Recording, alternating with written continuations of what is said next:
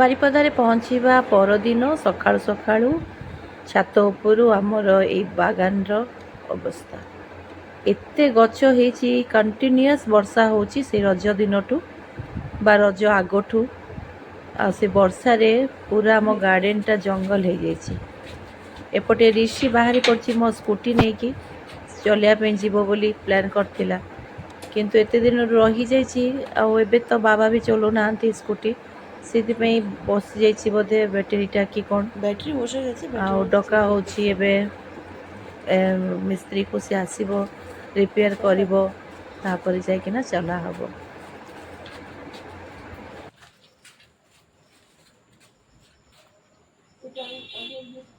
ଆଉ ଏପଟେ ଆରୁଲ ପାଇଗଲା ବହୁତ ବଢ଼ିଆ ଗୋଟେ ଭିଣ୍ଟେଜ୍ ଜିନିଷ, ଯେଉଁଟାର ବୟସ ଆଜିକୁ ବୋଧେ ହେଇଯିବ 45 ବର୍ଷ। ଏଇଟା ହେଉଛି ଗୋଟେ ରେକର୍ଡ଼ ପ୍ଲେୟର୍। ତାର ଏଇସବୁଥିରେ ବେଶୀ ଇଣ୍ଟରେଷ୍ଟ, ଏଇ ପ୍ରକାର ଜିନିଷ ନେଇକି ସେ ବେଶୀ ଖୁସି ହୁଏ। ଆଉ ରିଷି ଗାଡ଼ି ଚଲା, ଗଛ ପତ୍ର କେଉଁଠି କ'ଣ ହେଇଛି ଏଇସବୁ ଜିନିଷ ନେଇକି ବେଶୀ ଖୁସି। ତ ସେ ଏଇଟା ବାହାର କରିକି ଧୂଳି ପୋଛିକି, ଏଇଟା ବହୁତ ପୁରୁଣା, ତାର ଯେଉଁ ଦେଖୁଛନ୍ତି କନେକ୍ସନଟା ବହୁତ ପୁରୁଣା। ଏଇଟା ଜଣେ ପିଉସୀଙ୍କ ବାହାଘରରେ ଆସିଥିଲା ତାଙ୍କୁ ଦେବା ପାଇଁ। ওদের বাড়িতে একটা কি ডিমান্ড ছিল না, তখনকার এইটা ডিমান্ড ছিল, তারপরে ওরা নিল না, এটা আমাদের বাড়িতে রয়ে গেল। খুব খুশি না দেখে। আমার দাদুর ক্যামেরাটা নিয়ে আসতে হবে রে, হ্যান্ডিক্যামটা বানিয়েছিল নিজেই, হ্যান্ডিক্যাম। হ্যাঁ, ଏଇସବୁ ଜିନିଷ ଆରୁଲକୁ ବହୁତ ଇନ୍ସପାୟାର କରେ। ସେ ଦେଖେ, ବୁଝେ, ଜାଣିବା ପାଇଁ ଚେଷ୍ଟା କରେ। ଛୋଟବେଳଠୁ ତାର ଏଇସବୁ ଜିନିଷରେ ବହୁତ ଇଣ୍ଟରେଷ୍ଟ।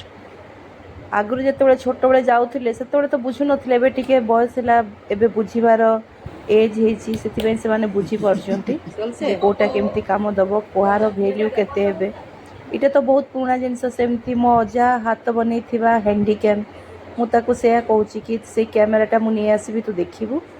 ଆଉ ବହୁତ ବଢ଼ିଆ ହେଇଛି। କେଉଁ ବର୍ଷ ବନେଇଥିଲେ, ଆମେ ସବୁ ସ୍କୁଲରେ ଯେତେବେଳେ ପଢ଼ୁଥିଲୁ ସେତେବେଳେ ଅଜା ବନେଇଥିଲେ ଗୋଟେ ହ୍ୟାଣ୍ଡିକ୍ୟାମ୍। ତାପରେ ଏମିତି ବହୁତ କିଛି ସେମାନେ ହାତରେ ବନାଉଥିଲେ। ମୋ ଅଜା, ତାଙ୍କ ବଡ଼ ଭାଇ, ଯେଉଁମାନେ ବାରିପଦାରୁ ଦେଖୁଛନ୍ତି ବା ବାହାରେ ବି ବହୁତ ଲୋକ ଜାଣିଛନ୍ତି ବାରିପଦାର କଟି ବାବୁ କହିଲେ ବହୁତ ଫେମସ୍ ଥିଲେ ସିଏ। କଟି ବାବୁଙ୍କ ଷ୍ଟୁଡ଼ିଓ, ଫଟୋ ଷ୍ଟୁଡ଼ିଓ ବହୁତ ଫେମସ୍ ଥିଲା, ଇମେଜ୍ ଷ୍ଟୁଡ଼ିଓ। ଆଉ ତାଙ୍କ ଭାଇ ଫନି ବାବୁ, ଏମାନେ ହେଉଛନ୍ତି ଜଣେ ଜଣେ ବିଶ୍ୱକର୍ମା କହିଲେ ଠିକ୍ ହେବ, କାହିଁକିନା ତାଙ୍କୁ ଆକ୍ଚୁଆଲି ବିଶ୍ୱକର୍ମାର ଉପାଧି ବି ଦିଆ ହେଇଥିଲା। ସେମାନେ ଥିଲେ ବିଶ୍ୱକର୍ମା, ଯେଉଁଥିରେ ହାତ ଦେଉଥିଲେ, କିଛି ନା କିଛି ବନାଉଥିଲେ। ଆଉ ହାତ କାମ ଆମ ଘର ସାରା ଭର୍ତ୍ତି। ସୋଫା କୁହନ୍ତୁ, ଖଟ କୁହନ୍ତୁ, ସବୁକିଛି, ଫର୍ଣ୍ଣିଚର, ସାଇକେଲର ସ୍ପୋକ୍, ଆଜିକାଲି ତ ଏଗୁଡ଼ା ସବୁ ହେଉଛି। ବହୁତ ପୁରୁଣା ସମୟରେ ବି ସେମାନେ ନିଜର ଆଇଡ଼ିଆ, ଏବେ ତ ଗୁଗଲ୍ ଦେଖିକିନା ବହୁତ ଲୋକ ବହୁତ କିଛି କରୁଛନ୍ତି, ସେତେବେଳେ ତ ଏଇସବୁ ନଥିଲା। ସେମାନେ ନିଜ ଆଇଡ଼ିଆରେ ବନାଉଥିଲେ। ଆମ ଘରେ ଟେବୁଲରୁ ନେଇକି ବହୁତ କିଛି ଜିନିଷ ଅଛି ଯେଉଁଗୁଡ଼ାକି ଭଙ୍ଗା ରୁଜା ଜିନିଷରୁ ସେମାନେ ବନେଇ ଦେଉଥିଲେ ଗୋଟେ ବହୁତ ବଢ଼ିଆ ଟେବୁଲ ହଉ, ଖଟ ହଉ ବା ଯେକୌଣସି ଜିନିଷ ଯେଉଁଟାକୁ ୟୁଜଫୁଲ୍ କରିଦେଉଥିଲେ। ତ ଏମିତି ବହୁତ କିଛି ଜିନିଷ ସେମାନେ ହାତରେ ବନାଉଥିଲେ, ଯେଉଁଗୁଡ଼ା ଆମେ ଏବେ ଭାବିଲେ ଭାବୁ କି ସେଇ ସମୟରେ ତାଙ୍କର ବ୍ରେନ୍ କେତେ ବଢ଼ିଆ ଥିଲା, ସେମାନେ କେତେ କ'ଣ କରିପାରୁଥିଲେ।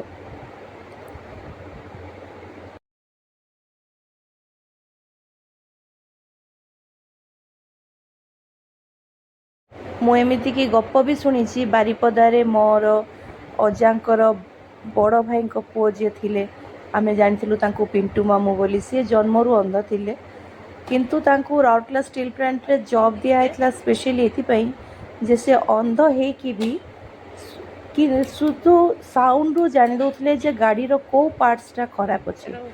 କେବଳ ସେଥିପାଇଁ ତାଙ୍କୁ ରାଉରକେଲା ଷ୍ଟିଲ୍ ପ୍ଲାଣ୍ଟରେ ଚାକିରି ମିଳିଥିଲା, ଯେ ସେ ସାଉଣ୍ଡ ଶୁଣିକି କହିଦେଉଥିଲେ ଯେ କେଉଁ ଜାଗାରେ ମେସିନ୍ରେ କ'ଣ ଖରାପ ହେଇଛି, ଆଉ ଏକ୍ଜାକ୍ଟଲି ସେୟା ହେଉଥିଲା। ସେମିତି ମୋ ଅଜାମାନେ ବି ଭାଇମାନେ ମିଶିକି ସ୍ୱର୍ଗତ ହରେକୃଷ୍ଣ ମହତାବଙ୍କୁ ଗୋଟେ କାର୍ ବନେଇକି ଦେଇଥିଲେ। ପୁଣି ଡକ୍ଟର ସନାତନ ରଥଙ୍କର ମେସିନ୍ ଖରାପ ହେଇଯାଇଥିଲା, ଇନଷ୍ଟ୍ରୁମେଣ୍ଟ ଖରାପ ହେଇଯାଇଥିଲା, ସେଥିପାଇଁ ସେ ଆସିକି ଅଜାଙ୍କ ପାଖରେ ରିପେୟାର କରିଥିଲେ। ଏମିତି ବହୁତ ବହୁତ ଗପ ଅଛି, ତାଙ୍କ ବିଷୟରେ କହିଲେ ସରିବନି। ମେଣ୍ଟେନ୍ କରିବା, ଯେଉଁମାନେ ଚାଲି ଯାଇଛନ୍ତି ସେମାନେ ସବୁ ଥିଲେ ଜଣେ ଜଣେ ଲେଜେଣ୍ଡ। ଆମେ ତାଙ୍କର ଲିଗେସି ହିସାବରେ ତାଙ୍କଠୁ ପାଇଥିବା ଜିନିଷକୁ ଏବେ ଆପଣଉଛୁ ଆଉ ତାକୁ ୟୁଟିଲାଇଜ୍ କରୁଛୁ। ଯାହାର ବୁଦ୍ଧିରେ ପାଇଛୁ ତାଙ୍କଠୁ ସେଇ ଚାଲିଛି। ଏଇଟା ଲାଷ୍ଟ ଥିଲା ଆମ ପାଇଁ ଆମ୍ବ। ମା ଆମ ଆସିବା କଥା ଶୁଣିଲା ପରେ କିଛି ଆମ୍ବ ରଖିଦେଇଥିଲେ ସ୍ପେଶାଲି ଆମେ ଖାଇବୁ ବୋଲି, କାହିଁକିନା ଜୁଲାଇ ମାସରେ ତ ଆମ୍ବ ସିଜନ୍ ଶେଷ। ଆଉ ଏଇ ଗଛଟା ଲଗେଇଥିଲା ମୋ ଭଉଣୀ, ଗୋଟେ ଆମ୍ବ ଖାଇକି ଟାଙ୍କୁ ପକେଇ ଦେଇଥିଲା, ସେଥିରୁ ଏଇ ବିଶାଳ ଗଛଟା ହେଇଛି। ଆଉ ଏଇଟା ସଫିସିଏଣ୍ଟ ଆମ୍ବ ଦିଏ। ଆମେ ଖାଇକି ପଡ଼ୋଶୀକୁ ଦେଇକି ଆମ ରିଲେଟିଭ୍ ଯେତିକି ଅଛନ୍ତି ବାରିପଦାରେ ସମସ୍ତଙ୍କୁ ବାଟିକି ବି ଆମେ ଟାୟାର୍ଡ଼ ହେଇଯାଉ, ଏତେ ଆମ୍ବ ହୁଏ। ସିଏ ତ ବିଚରା ରହିଲାନି, କିନ୍ତୁ ତାର ଏଇ ଆମ୍ବ ଗଛଟି ଆମ ସମସ୍ତଙ୍କୁ ଆମ୍ବ ଖୁଆଉଛି। ଏପଟେ ଆମ ରିଷି ବାବୁ ବସିଛନ୍ତି ଅପେକ୍ଷା କରି କେତେବେଳେ ଆସିବେ ସ୍କୁଟରର ମେକାନିକ୍। ଆଉ ଗୋଟେ ଆମର ଥିଲା ହିରୋ ହୋଣ୍ଡା, ଯେଉଁଟା ମୋ ବାବା ଚାକିରି ଲାଇଫ୍ରେ କିଣିଥିଲେ ଆଜିଠୁ ବୋଧେ 45 ବର୍ଷ କି ଆହୁରି ବେଶୀ ହେବ ତା ଆଗରୁ। ଆଉ ଏବେ ତ ସେଟା ଚାଲୁନି, କିନ୍ତୁ ତାକୁ କଣ୍ଡିସନରେ ରଖା ହେଇଛି ଯେମିତିକି ସେ ଚାଲିବ। ହିରୋ ହୋଣ୍ଡା ବହୁତ ପୁରୁଣା, ବାବାଙ୍କର ବି ବିକିବା ପାଇଁ ଇଚ୍ଛା ନାହିଁ। ଆଉ ମୋ ଦୁଇ ପୁଅ ସେ ଦୁଇଟାକୁ ଚଲେଇବେ, ଜଣେ ସ୍କୁଟି ଆଉ ଜଣେ ହିରୋ ହୋଣ୍ଡା। ଦୁଇ ଜଣ ଅପେକ୍ଷା କରିକି ବସିଛନ୍ତି। ସ୍ପେଶାଲି ରିଷି ବସିଛି କିଛି ନ ଖାଇକି। ଆଉ ସନ୍ଧ୍ୟାରେ ଆମେ ଗଲୁ ଟିକେ ରଥଯାତ୍ରା ବୁଲିବା ପାଇଁ। ରଥମେଳା ଥିଲା, ଆମେ ଯେତେବେଳେ ଯାଇଥିଲୁ, କାହିଁକିନା ବହୁତ ଦିନ ବର୍ଷା ହେଉଥିଲା ବୋଲି ଏଥର ବାରିପଦା ରଥ ମେଳାଟା ବହୁତ ଦିନ ପର୍ଯ୍ୟନ୍ତ ଥିଲା। ତ ଆମ ଭାଗ୍ୟ ଭଲ ଯେ ଆମେ ଟିକେ ଦେଖିପାରିଲୁ। ମୋ ପୁଅମାନଙ୍କୁ ବି ଟିକେ ଦେଖେଇଦେଲି। ପିଲାମାନେ ଛୋଟ ଥିଲାବେଳେ ଥରେ ଦୁଇଥର ଯାଇଛୁ, ସେତେବେଳେ ତ କାହାର ବି କିଛି ମନେ ନାହିଁ। ଆଉ ଏଥର ମୋର ବହୁତ ଇଚ୍ଛା ଥିଲା ରଥ ଟଣାଟା ଯାଇକି ଟିକେ ଓଡ଼ିଶାରେ ଦେଖିବି ବୋଲି, ସିଏ ବି ଆଉ ହେଇପାରିଲାନି, କାହିଁକିନା ଆରୁଲର ଏବେ ଆଡ଼ମିସନ୍ ଥିଲା, ତାପରେ ଆମକୁ ଯିବାର ବି ଥିଲା। ଇଏ ହେଉଛନ୍ତି ମୋର ଜଣେ ଭାଉଜ, ସେଠି ରହୁଛନ୍ତି, ତ ତାଙ୍କୁ ନେଇକି ଆମେ ଯାଇଥିଲୁ ରଥଯାତ୍ରା ଦେଖିବା ପାଇଁ।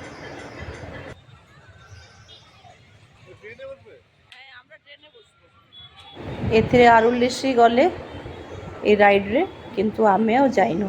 ଇଚ୍ଛା ଥିଲା ଏ ବଡ଼ ଜଏଣ୍ଟ ଫଏଲ୍ରେ ଯିବି, ବସିବି ଟିକେ, କିନ୍ତୁ ଆଉ ସେ ହେଇପାରିଲାନି। କାହିଁକିନା ଆମେ ଯଦି ବସିଥାନ୍ତୁ, ମୁଁ ଆଉ ସେଇ ମିନୁ ଭାଉଜ, ତାହେଲେ ଆଉ ପିଲାମାନେ କିଛି ବୁଲି ପାରିନଥାନ୍ତେ।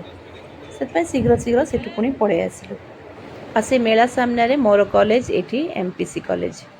ଆଜି ଯଦି ବ୍ଲଗ୍ ଦେଖିକି କେଉଁ MPC କଲେଜର ଷ୍ଟୁଡେଣ୍ଟ ଦେଖୁଥିବେ, ତାହେଲେ ନିଶ୍ଚୟ ମୋର ବ୍ଲଗ୍ ତଳେ ଗୋଟେ କମେଣ୍ଟ ଦେବେ, କେଉଁ ଇୟର୍ରେ ପଢ଼ୁଥିଲେ ଆଉ ତାଙ୍କ ନାଁ। ନେକ୍ସଟ ଡେ ସକାଳୁ ଦେଖନ୍ତୁ ଦୁଇ ଜଣ କୁଆଡ଼େ ଯାଇଛନ୍ତି ଗାର୍ଡେନ ଭିତରେ, ପଣସ, ନଡ଼ିଆ, ଆମ୍ବ ସବୁ ଦେଖିବାରେ ব্যস্ত বাপ পুଅ। কাকে কত নারকেল হয়েছে ভর্তি, ডাব সব এগুলো। হ্যাঁ, এত হয়েছে, এগুলো তো বের করে দিতে হবে। ডাব এদিকে তো নারকেল হয়ে গেছে। କେତେ ନଡ଼ିଆ ଦେଖୁଛନ୍ତି। ଆଜିକାଲି ଲୋକ ବି ମିଳୁନାହାନ୍ତି ଯେ କିଏ ଉଠିକିରି ସେସବୁ ପାରିଦେବ। ତାପରେ ବାବା ମା ବି ଏକୁଟିଆ ରୁହନ୍ତି। ଯେତେବେଳେ ବହୁତ ହେଇଯାଏ ସେତେବେଳକୁ ଲୋକକୁ ଡାକିକି ସବୁ ତୋଳା ହୁଏ। ওইটা নিম গাছ।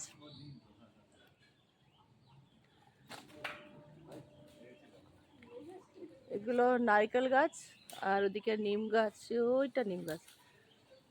নিম গাছ দু তিনটা আছে। নড়িয়া তোলা হচ্ছে গুলেল মারিকি, বাহ ফ্যান্টাস্টিক। এই ছোট পত্ରରେ নড়িয়া তোলা হচ্ছে। এইটা দিলাম। এমটা খুব ভালো, গেট ঠিক জায়গায় লাগছে। হ্যাঁ, ঝুলতে পারবি এখানে এই গাছটাতে।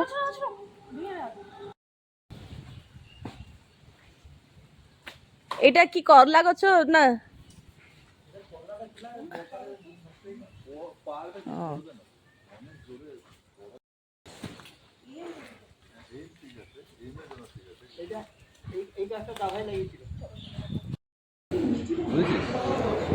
ନେକ୍ସଟ ଡେ ସନ୍ଧ୍ୟାବେଳେ ପୁଣି ସେମିତି ଟିକେ ବାହାରିଲୁ ଡେରିରେ। ବର୍ଷା ଏତେ ହେଉଥିଲା, କୁଆଡ଼େ ଆଉ ବୁଲି ହେଉନଥିଲା। ଆମ ଘର ପାଖରେ ଗୋଟେ କେଫେ ଅଛି, ବିଉ ବେକ୍, ସେଠି ଯାଇକି ଟିକେ ଖିଆପିଆ କରିକି ପୁଣି ପଳେଇ ଆସିଲୁ। ରିଷିର ମତଲବ ତ ସବୁବେଳେ ଖାଇବାର, ସେ ଆମକୁ କହୁଛି ଭାଇ ପଳେଇବ, ତା ଆଗରୁ ଚାଲ ଟିକେ ଯାଇକି କେଉଁଠି ବସିକି ଖାଇ ଆସିବା। ସେ ସବୁବେଳେ ପ୍ରାୟ ପ୍ଲାନ୍ରେ ଥାଏ କେମିତି କେଉଁଠି ଗୋଟେ ରାତିର ଡିନରଟା ହେଇଯିବ ବାହାରେ, ସେଥିରେ ସେ ବହୁତ ଖୁସି। হাফ খেয়ে নিল ক্রিম আইসক্রিম সব।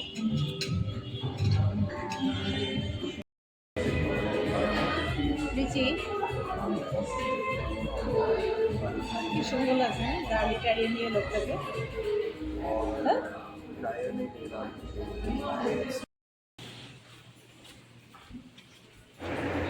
थर्ड डे सकाळु सकाळु आमर पुणी आउ थे गाड़ी रे सब लोड हो गला आरुल को नहीं एबे आमे जाउछु भुवनेश्वर अभिमुखे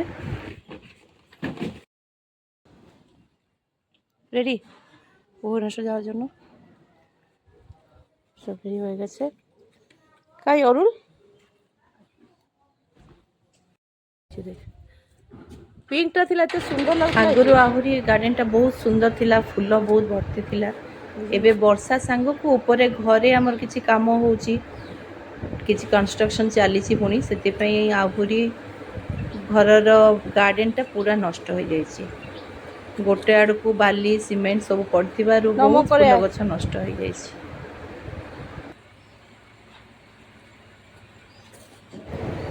आरुल एबे अजा को प्रणाम करी बाहरिला समस्तंकठु आशीर्वाद नहीं कि अजा आई सेपटे फोन करिकी मो सासू को सहित कथा होइछि तारो जेते कि बड़ बापा तीन जण बड़ बापा तांको सहित कथा होइछि समस्तंकठु आशीर्वाद नहीं कि आमे एबे चलिलु पुओ को छाड़ी के आसीबो ना काई फुलरा चंदन काट আবার বসে গেলি সামনেই इंडिया भाया यही सुविधा कौटी भी मिले जिते दूर पर्यंत ट्रावेल करंतु चा और बिस्कुट ता सहित चिप्स आउ पान सिगरेट रास्ता साइड साइड सब जगह मिलती जो थे ड्राइवर भी बोर हेबेनी आउ तांकर को ड्राइवर हो बा तांकर पैसेंजर माने भी बोर हेबेनी निद भी लागबनी मझे मझे चा पीबे और रिफ्रेश हेबे तापर थिला डाबर पाली सेटा न खाई कि केमती आमे जीवु भुवनेश्वर जीवाई हो बा भुवनेश्वर पुरी दीपटे डाब अपर्याप्त समस्त को मिले आउ गरम दिन में गले तरभुज से भर पुणी आहरी भी अच्छी जामुकोली आमे जामुकोली भी पाइचु रास्तार किसी लोक बिकुले बहुत किसी खाई पीकी आमे एंजॉय करी जाउछु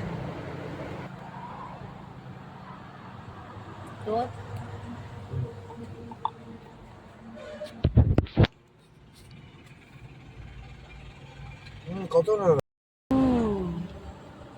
মলাইদার আরে আমি ভাবলাম আমাকে দিবি নিজেই খেয়ে নিলি হ্যাঁ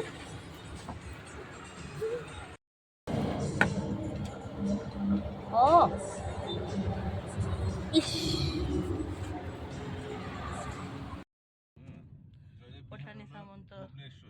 एट लास्ट आम पहुँची गलु भुवनेश्वर कैपिटल सिटी रे आउ जाउछु एबे किट गाड़ को ताहले आपण मान को यदि भलो लागि थाए निश्चय सब्सक्राइब करिवे लाइक करिवे शेयर करिवे नेक्स्ट डे किट रे कोन हैला केमिति ओरिएंटेशन हैला आपण मान को सहित शेयर करबी टेक केयर बाय बाय